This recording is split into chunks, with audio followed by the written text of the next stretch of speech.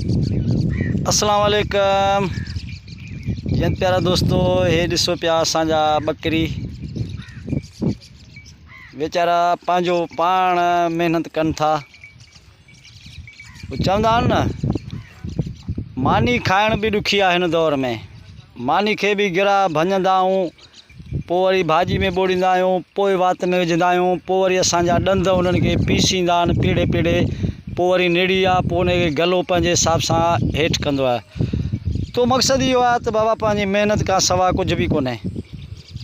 इंसान घणा दोस्त असांजा घर वांदा वेही रहंदा आहिनि, कमकार कोन्हे, ही कोन्हे, पोइ 5 रुपयनि जे लाइ परेशान हूंदा आहिनि।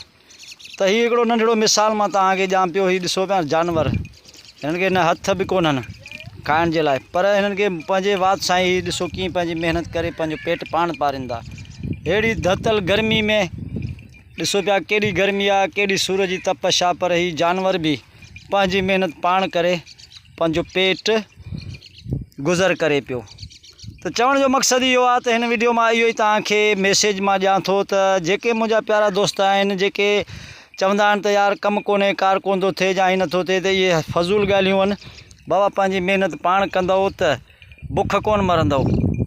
बाक़ी हाणे रुॻो सॼो ॾींहुं होटलुनि ते वेही हवाल कटींदव त पोइ हाणे तव्हांजो बुख बि कान लहंदी ऐं तव्हांजूं परेशानियूं बि वधंदियूं। सो दोस्तो, हिन वीडियो खे वधि खां वधि अॻिते लाइक ऐं कमेंट ऐं शेयर लाज़मी कंदा ऐं पंहिंजी कमेंट में राय बि लाज़मी ॾींदा। हीउ मुंहिंजो उन्हनि सभिनी दोस्तनि लाइ नंढिड़ो हिकु मैसेज आहे। ॾिसो पिया हीउ जानवर बेज़बान पर पंहिंजी महिनत पाण करे पंहिंजो पेट पारे थो।